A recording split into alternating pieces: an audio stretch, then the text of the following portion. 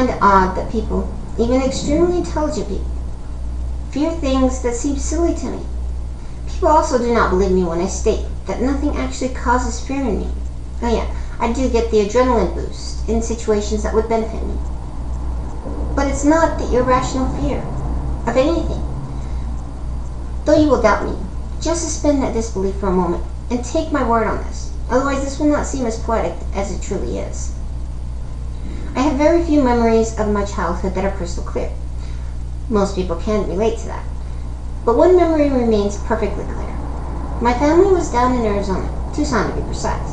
I cannot remember why or even when, but I know I was no taller than my parents' waists. Walking, I noticed a rotting corpse of a bird and stopped, wondering at it. I knew it was a bird, but seeing the corpse so close for the first time, it struck me. I knew what death was and what it meant. My mind went through a strange logic procedure that was new to me. Now it's relatively common, but within moments I had come to terms with my own mortality.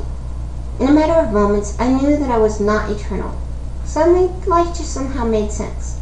No god or deity was needed. It was an act of pure logic that connected mortality to survival itself. I stood there a bit, watching the wind ruffle the feathers, looking at the eye sockets of the almost bare skull, the sand moving around it as if the corpse was becoming the sand itself. The gleeful innocence of the world washed away that day, and I never saw the world the same again. To me, it was all connected. Everything was the same, but different.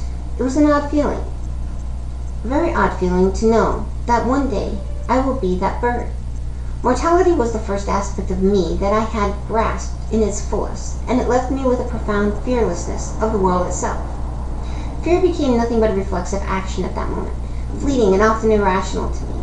Unless the threat was fully defined, I would laugh at myself for jumping at anything without first knowing what it was. I needed something to actually fear.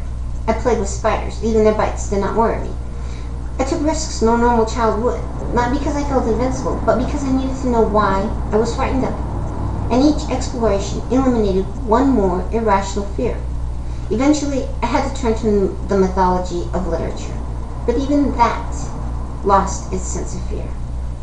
Even Hollywood lost its ability to frighten me. There was only one fear that took a long time to combat, and that was my mother.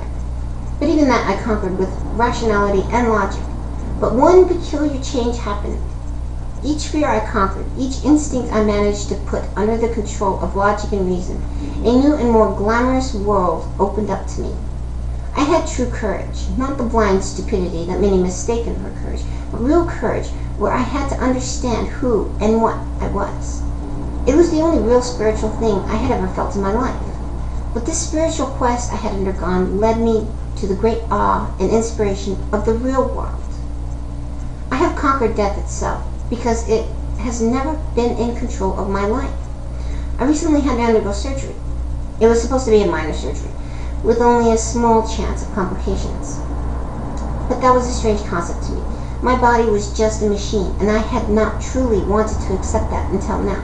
I struggled with the idea. It gave me an unease that I could not understand. Eventually I quieted that unease and reminded myself that I will die, and this surgery is just my control over choosing when I die. So I went through with it. And it had turned out to be worse than they had hoped. But I still lived through it. I woke and noticed a huge cut that was stitched up. At first I panicked, not remembering everything. But the nurses were soft and I calmed easily as the memory flooded back. Logic took control again. I started focusing on the healing. I laid in the bed, wanting so much to rush outside. Even when the clouds blocked the sun, I could not let them close the shades. I had to see the outside world. I rationalized it as my nicotine addiction, but that was a shallow excuse. I really just saw the world with even more wonder at that point. I had again beaten death, and this time it was against all odds. Of course, the skilled surgeon who saved my life deserves a lot of credit and gratitude, but it was my choice to trust him. The nurses knew I was wanting to go outside. One came in and saw me just staring out the window. The television was playing, so I had some other noises, but I did not care for the fake, flat images. I wanted the real thing.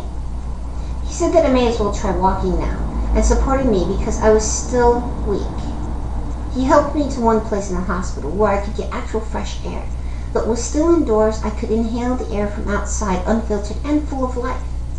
Several times a day I would go to that spot, and as I did I got stronger. During the surgery I had lost a lot of blood. The surgeon had considered a transfusion, but held off, hoping I hadn't lost too much. It's strange how long it takes for you to move with zeal after such an event. Movements and actions we take for granted are tiring and require more coordination to accomplish. I was released very quickly though. I did not want to be there. I wanted to enjoy my life even more. The nurse that brought my medications came in one day and I asked how soon I can go. Her face lit up. I don't know if it was the amazing that only after 4 days I wanted to leave, or if she was just polite. But she checked my records and gave me a day that I could go. One more day. I had to stay for at least one more day. After those 5 days, that first step outside was magical. My friend kept asking if I needed support or if I needed her to carry my bag. I said no every time. I wanted to do something so much. We found a pharmacy open and I got my prescription filled. Wandering the store, just looking at everything while I waited for them to finish. It was like I was seeing the world for the first time. Colors somehow seemed brighter, sharper, more beautiful. After that, I wanted to go to the coffee shop. We got coffee, and it tasted pure, somehow more perfect. My friend asked if I wanted a cab. She even offered to pay for it. I said no still. I wanted to take the bus, to see the people, to hear the voices. The whole day I could not stop smiling. I hadn't even noticed the pain enough to take one of the medications until I was finally ready to go home. I actually pitied my friend. She did not get it.